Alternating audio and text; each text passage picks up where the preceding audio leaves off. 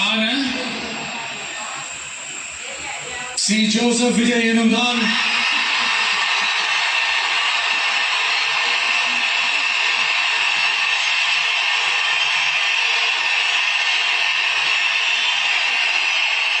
சட்டப்படி அமைக்கப்பெற்ற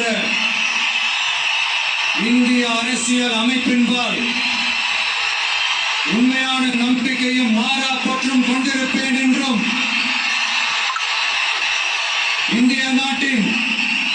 ஒப்பில்லாத முழு முதல் ஆட்சியையும் உரிமையையும் நிலைநிறுத்துவேன் என்றும்